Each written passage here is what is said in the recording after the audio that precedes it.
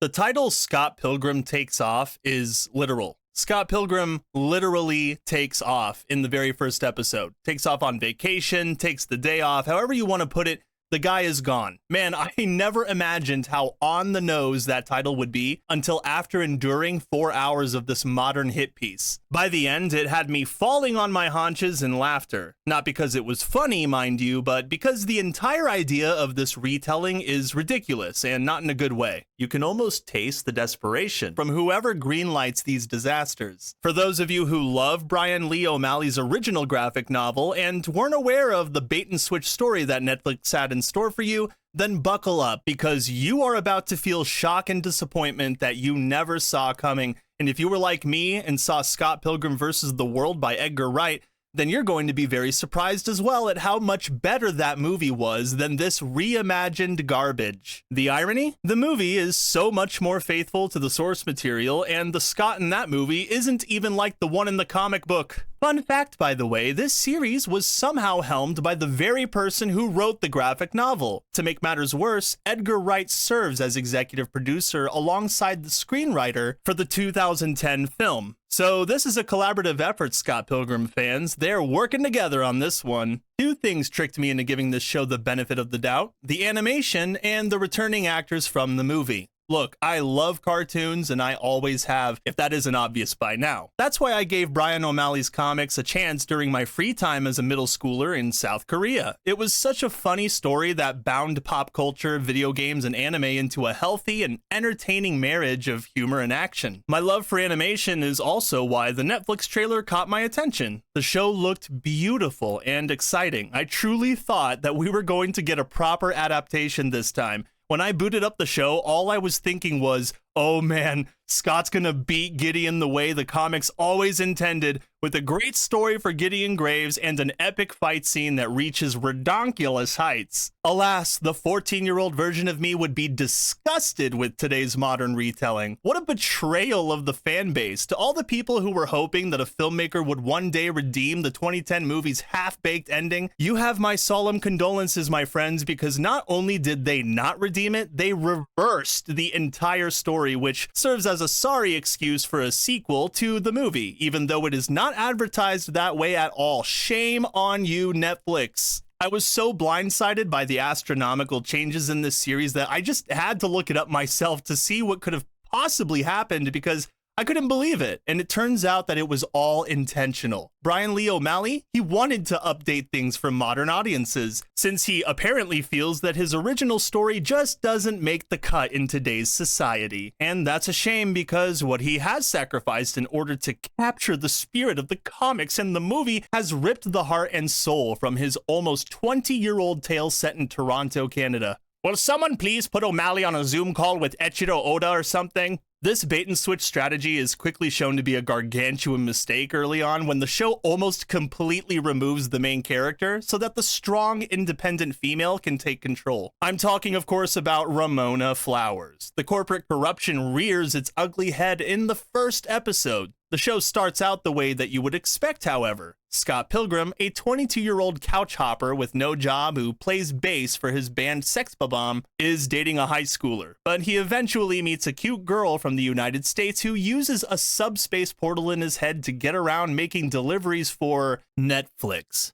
Ha ha. But they start dating, and he invites her to watch his band play at a show. The League of Evil Exes, an organization formed by her ex-boyfriend Gideon Graves via Craigslist, catches wind of Scott dating Ramona Flowers and sends the first ex, Matthew Patel, after Scott. And this is where things get dumb, because we're then presented with an alternate reality where Scott loses his first fight and then completely disappears. This changes the course of the entire story, of course, and a bunch of stupid things happen. One, Ramona Flowers becomes the main character, and then she starts investigating Scott's disappearance like she's Batman. Two, Matthew Patel gets all confident after beating Scott, and so he decides to take over the League of Evil Exes by defeating Gideon Graves after he claims the League needs to be taken into a different direction. This results in Gideon becoming a homeless loser who walks around in the rain crying or sits around eating snacks. Scott is also missing in action for most of the series, with Ramona having a small number of well-animated fights that take forever to get to. Oh my goodness. My own head could not stay up straight, and I slipped in and out of sleep multiple times during this show. It's about as funny as Velma and about as exciting as Willow. I am not even kidding.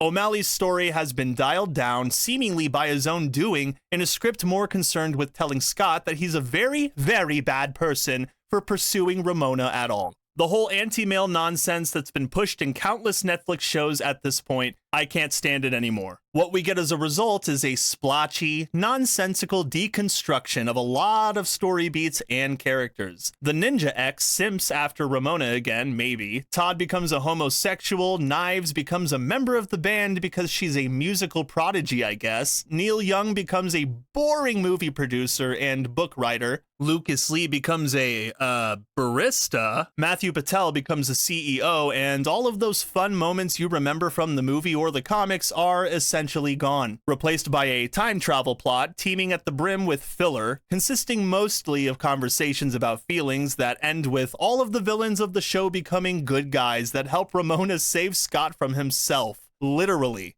What do you mean by that, Dredd? Are you talking about Nega Scott? No, I'm talking about older Scott. Nega Scott was actually pretty cool. Regular Scott has been kidnapped by his future self. Older Scott tells younger Scott that fighting all of those exes back in the day was a huge mistake. Why? I wish I could tell you in a way that doesn't make me want to throw up, but I will do my best. Because allegedly, 13 years after Scott and Ramona get married, they have some problems and have a separation. Older Wallace makes a joke that if only Scott had a time machine, he could go back and stop his younger self from trying to date Ramona. Older Scott apparently took this joke very seriously, however, and voila, you have the plot of the show. It is just so disturbing to see the story play out the way that it does. It's clearly being run by Brian O'Malley, but the mood of the show has changed. The show is much slower, the dialogue doesn't flow as well as it does in the movie or the comic, and the writers, for some reason, treat all of Scott's past endeavors as contributing factors to the married couple's separation, painting it in an extremely bad light. They're basically just trying to undo everything that Scott did in the movie, which sparks the implication that Scott ruined Ramona's life and devalued her as a person. Scott, why did you fight all of those people? What for? What was the entire point? I don't understand. It's so evil. When it turns out that Scott is just really, really stupid and shouldn't take everything so literal. Ramona, on the other hand, she goes on a journey of self-discovery, where she learns not to run away from the people that she loves like she did to all of her poor,